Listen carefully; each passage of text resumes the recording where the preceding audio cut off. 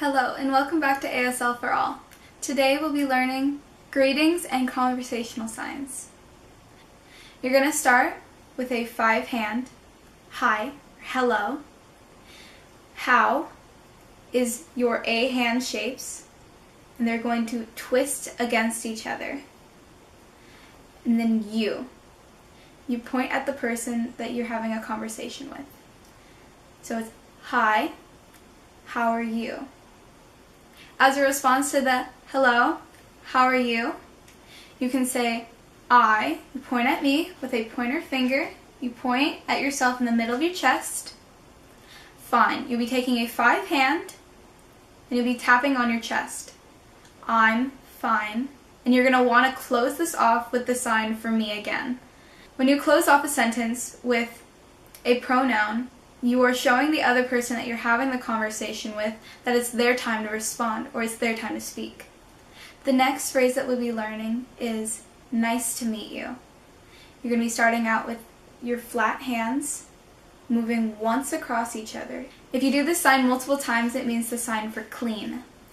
You're going to be doing the sign once across your palm.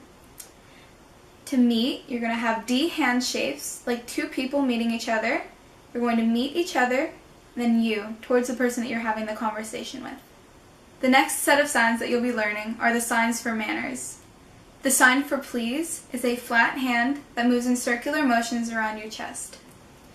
The sign for sorry is the same movement in the same location, but with an S hand shape, with your thumb in front of your fist, and that moves in circular motions.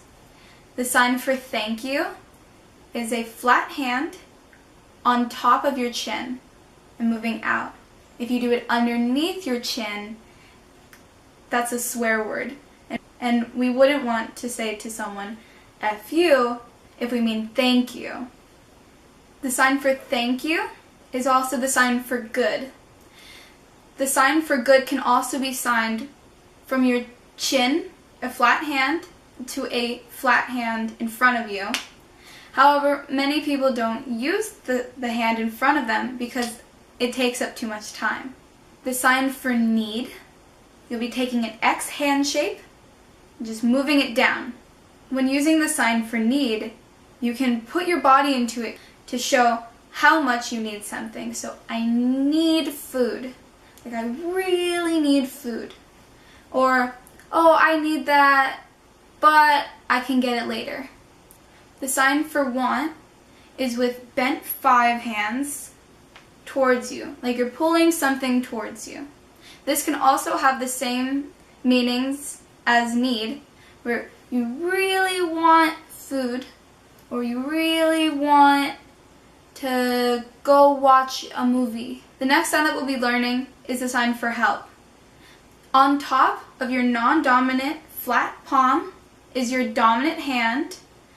It's an A hand shape with your thumb pointing up on top, and this is a directional sign, meaning that you can put this sign anywhere that you need to meet your needs.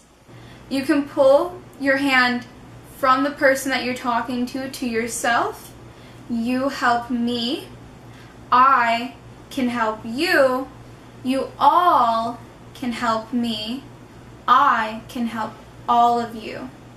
With the sign for help, so with a lot of directional signs, like the sign for help and the sign for go to, you can modify these signs in any way to help you or the person that you're talking with understand you much clearer. The next sign that we'll be learning is the sign for bathroom. You'll be taking a T hand shape and shaking it back and forth. This means toilet. However, some people use the sign for restroom. We'll be taking an R and tapping it down twice, moving. The next sign that we'll be learning are the signs for yes and no. These two signs are very important because they involve the non-manual signals of a head shake or head nod. The sign for yes, you'll be taking an S hand shape, moving it up and down with your head. And for the sign no, you'll be taking an H hand shape and putting them together, shaking your head no.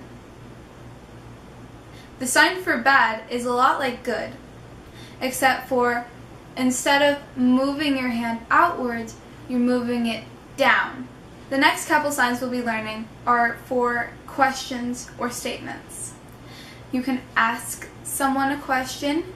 It's a pointer finger on your chin, moving it into an X out towards the person. This one's also directional, like the sign for help. You can ask her, she asked me, he told me, they all asked me, or I asked all of them. The sign for ask goes along with the sign for question. For the sign in question, you'll be taking an X hand shape, moving it into the shape of a question mark, poking your finger like you're making the dot at the end of the question mark. You're making a question mark shape. So for the sign tell, you'll be taking a pointer finger from your chin, moving it towards the person that you're talking about or talking with. So you can tell her, I can tell you, he can tell me, and this can be applied in all sorts of scenarios.